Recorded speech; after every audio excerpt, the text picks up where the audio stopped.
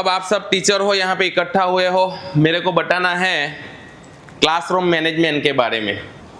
आज मैं आपको क्लासरूम मैनेजमेंट के बारे में बताने जा रहा हूँ। आप सब टीचर हो, टीचर को क्लास कैसे मैनेज किया जाता है ये अच्छी तरीके से पता होता है। क्लासरूम मैनेजमेंट के अंदर पहला पॉइंट जो है कि आपको लेसन का आयोजन करना है अच्छी तरीके से। आप जब क्लासरूम में जा रहे हो पढ़ाने के लिए तो क्या चीज़ पढ़ाने वाले हो वो पहले से आपको प्रिपेयर करना पड़ता है। जस्ट मैं आपको एग्जांपल दूं कि मान लो कि कल इंटरनेशनल मैच होने वाला है भारत और श्रीलंका के बीच में, तो अगले दिन जो है भले कितने भी साल से खिलाड़ी खेल रहे हैं, फिर भी वो खिलाड़ी जो है वो अगले दिन मतलब में प्रैक्टिस करके जाता है, और प्रैक्टिस करके जाता है तो आप सबको उसका जो परिणाम मिलता है वो आप सबको पता ही है। उसी तरीके से टीचर को भी अगले दिन प्रैक्टिस करना चाहिए घर पे जाके। बरसों पहले मेरे को इस चीज़ का एक्सपीरियंस हुआ था। टीचर के फील्ड में तो मैं बाद में आया, पर पहले मैंने मार्केटिंग किया था, मार्केटिंग अहमदाबाद जैसे बड़े शहर में। तब मैं बोल भी नहीं पाता था, एकदम शर्मिला टाइप का। तब मेरे बहनों ने मुझे बताया था कि अगर आपको बोलना है ना तो आईने के सामने खड़े रहो, और आईने के सामने खड़े रहने के बाद आप बोलो, आप अच्छा बोल पाओगे। शायद आज से 20-25 साल पहले, 25-30 साल की बात कर रहा हूँ, तो वो बात आज भी मुझे याद है और उनकी कही बात मेरे को लाइफ में बहुत काम आई है। आज अगर मैं बोलता हूँ तो बंद नहीं होता हूँ। इसलिए संजय सर ने कहा कि 10 मिनट ही आपको बोलना है, क्योंकि वो जानते हैं कि एक बार मैंने चालू किया तो फिर बंद नहीं होता हूँ। और एक जमाना ऐसा था संजय सर कि मैं 2 मिनट नहीं बोल पाता था। तो ये फ़र्क है, वो दिन में और आज के दिन में ये फ़र्क है। क्लासरूम मैनेजमेंट, तो मैंने पहली बात आपको ये बताई कि आपको अपना जो लेसन है उसका अच्छे से आपको प्लानिंग करना है, बच्चे के सामने आपको उसको एक्सप्लेन करना है। हो सके तो आप ऐसे एग्जाम्पल बताइए बच्चों को। मेरे कई साथी मित्र आगे बोल के गए कि बच्चों के सामने जब आप कहते हो, बच्चे हमें अपना आइडियल मानते हैं। कल मेरी वाइफ के साथ बात हो रही थी, उन्होंने ऐसा कहा कि अगर भगवान भी आके नीचे बोल दे ना कि ये टीचर गलत कर रहा है तो बच्चा ये सुनने को तैयार नहीं है, क्योंकि बच्चा जो है वो हमें अपना आइडियल मानता है। इसलिए आप जो भी बच्चे के सामने प्रेजेंट करो तो सोच समझ के करो, अच्छे से तैयारी करके करो, ताकि बच्चे का हमारे ऊपर जो विश्वास है वो विश्वास उनका बना रहे। प्रवीण सर ने मेरी तारीफ की, मुस्कान मैम ने कहा कि मुझे याद रहता है सब कुछ, बच्चों के नाम वाम सब। प्रवीण सर ने कहा कि रिजल्ट अच्छा आता है। तो मैंने इस फील्ड में आने के बाद तकरीबन मेरे को 20 साल जितने हो गए इस फील्ड में आए हुए, तो 20 साल में मेरा एक ही सिद्धांत रहा है, मैंने अपने कर्म को ही मेरा धर्म माना है। चाहे भगवान की पूजा मत करो, पर आप जिस फील्ड में जा रहे हो, आप जिसके सामने जा रहे हो, उनको आप अच्छी तरीके से पढ़ाइए, उसमें अपना सब कुछ झोंक दो, तो ही आपको परिणाम मिलेगा। रिजल्ट कब मिलता है आपको पता नहीं होगा। जब प्रार्थना होती है अपनी स्कूल में, तब मैं बच्चों को कहता हूं कि केवल जब अपना राष्ट्रीय गान हो तभी खड़े होने का, बाकी मैं मेरा पढ़ाने का ही काम करता हूं। भगवान उसमें खुश है। अगर आप कर्म करोगे तो भगवान उसमें खुश है। तो अच्छी तरह से पाठ का योजना तैयार करिए, मेरा पहला पॉइंट था। नेक्स्ट, भाषा पर अधिकार। हम जिस भी मीडियम में पढ़ाने जा रहे हैं, चाहे वो गुजराती मीडियम हो, चाहे वो हिंदी मीडियम हो, चाहे इंग्लिश मीडियम, मराठी मीडियम हो या उर्दू मीडियम हो, आपका भाषा के ऊपर प्रभुत्व होना चाहिए। आप क्या बोल रहे हो, फिर आप हिंदी मीडियम में पढ़ा रहे हो और बोल कुछ और रहे हो, अथवा शब्द गलत बोल रहे हो, तो भाषा के ऊपर आपकी पकड़ होनी चाहिए। ये चीज़ जो है वो आपको अरविंद सर से सीखनी चाहिए। अरविंद सर इंग्लिश मीडियम में पढ़ा रहे हैं, ज़्यादातर वो इंग्लिश का ही इस्तेमाल करते हैं। मैंने कई टीचरों से सुना है कि अरविंद सर कभी दूसरी भाषा बोलते नहीं है। चाहे गुजराती वाला अगर गुजराती में बात करेगा तो वो चुप रहेंगे, पर बोलेंगे नहीं। पर अच्छा है कि मेरे साथ संपर्क में आने के बाद मेरे साथ हिंदी में बात करते हैं। तो भाषा पर अधिकार यानी आप जिस भी भाषा में पढ़ा रहे हो तो उस भाषा के ऊपर आपकी पकड़ होनी चाहिए। नेक्स्ट, अनुशासन एवं मनोवृत्ति, discipline and attitude. Muskan ma'am ने कहा कि आप जैसा दोगे वैसा मिलेगा, बोओगे जैसा वैसा ही आपको फल भी उसका मिलने वाला है।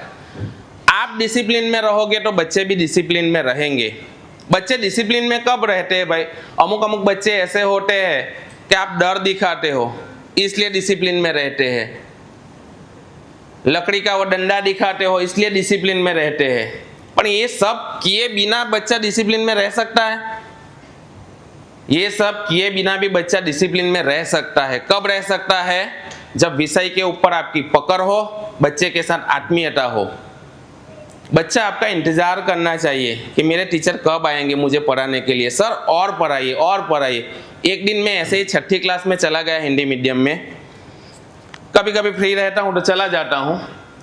तो वहाँ जाने के बाद मैंने गुजराती में जो है पोइम मतलब काव्य उनके सामने गान किया। तकरीबन पूरा पीरियड चला गया। उसके बाद में वो बच्चे ने बोला कि सर आप हमें गुजराती पढ़ाने के लिए आइए। मैंने कहा बेटे मैं बड़े बच्चों को पढ़ाता हूँ, टाइम मिलेगा तो कभी कभी आ जाऊँगा। अनुशासन एवं मनोवृत्ति यानी आपको खुद डिसिप्लिन में रहना है, बच्चों को ऐसा देना है तो बच्चे भी डिसिप्लिन में रहेंगे। नेक्स्ट, व्यावसायिक उपस्थिति। हम जिस फील्ड में हैं, हम टीचिंग के फील्ड में हैं, तो जैसे कि मैंने कहा कि कर्म को ही धर्म बनाओ। आप व्यवसाय शिक्षक का चॉइस किया है आपने, तो आपको अपने आप को खुद झोंक देना है उसके अंदर, चाहे उसके लिए कुछ भी करना पड़े। तैयारी करके आइए अच्छे से, और मतलब में आपको जो व्यवसाय आपने अपनाया है उसके रिलेटेड आपको सारी चीज़ें करनी पड़ेगी, तभी आपको उसका परिणाम भी मिलेगा। नेक्स्ट, हास्य की भावना यानी रमूज की भावना है। हास्य की भावना सबके अंदर मतलब में सेंस ऑफ ह्यूमर, उसको अंग्रेजी में कहते हैं सेंस ऑफ ह्यूमर। तो सबके अंदर सेंस ऑफ ह्यूमर यानी हास्य की भावना होती ही है। तो आप जब पढ़ाने के लिए जाओ तब अपने इसी सेंस ऑफ ह्यूमर का इस्तेमाल करके पढ़ाओ, ताकि बच्चा अच्छी तरीके से समझ सके। हो सके तो अमुक जगह पे आप ऐसे एग्जाम्पल बताओ उनको, ताकि बच्चे को उस चीज के अंदर ज्यादा रस पड़े। बच्चा तभी सीख पाएगा। चाहे मैथ्स, मान लो कि अमुक सब्जेक्ट टफ होते हैं, मैथ्स होता है, इंग्लिश होता है, साइंस होता है, ये बच्चों को ये सब्जेक्ट जो है ज्यादातर बच्चों को अच्छे नहीं लगते हैं। तो हमें इस सब्जेक्ट को इस तरीके से पढ़ाना है, हमें अपना खुद का कुछ क्रिएट करना पड़ेगा इस सब्जेक्ट के अंदर, ताकि बच्चा उस सब्जेक्ट के अंदर इंटरेस्ट ले सके। आप एसएस जैसे सब्जेक्ट पढ़ा रहे हो तो केवल आपको उनको बुक का ही नहीं देना है, पर बुक के साथ साथ ऐसे भी एग्जाम्पल, आप मान लो कि आप शिवाजी के बारे में पढ़ा रहे हो, शिवाजी के बारे में बुक के अंदर 2-3 लाइन लिखी है, पर आप अतिरिक्त मान लो कि शिवाजी की जो बुक है एक्स्ट्रा वो पढ़ के आओ, बुक में है उससे ज्यादा बच्चों को बताओ, तो बच्चे को ऐसा लगेगा कि हमारा टीचर जो है वो सब कुछ जानता है। बराबर? नहीं तो बच्चे को पता ही है, बुक का तो सब कोई पढ़ लेता है, बच्चा भी पढ़ लेगा। अगर आप बुक का ही उसको केवल ज्ञान दोगे तो उसको पता चलेगा कि टीचर के अंदर कुछ दम नहीं है, और ये बात हमारी नहीं होनी चाहिए बच्चों के सामने। इसलिए हमें तैयारी के साथ जाना है और एक्स्ट्रा नॉलेज भी हमें प्राप्त करना है, और वो नॉलेज बच्चों के साथ हमें शेयर करना है। नेक्स्ट, शिक्षण शैली, टीचिंग स्टाइल। हमारी जो टीचिंग स्टाइल है वो बेहतर होनी चाहिए, तैयारी के साथ हमें जाना है। कई टीचर ने बोला शुरुआत में कि टीचर बैठ नहीं सकता है, टीचर बेंचेस के ऊपर नहीं बैठ सकता है। ये अच्छी बात है कि बेंचेस के ऊपर नहीं बैठ सकता है टीचर, पर आपने शायद इसमें से कई लोगों ने वो शायद मूवी देखी होगी, वो टीचर प्रिंसिपल की आई थी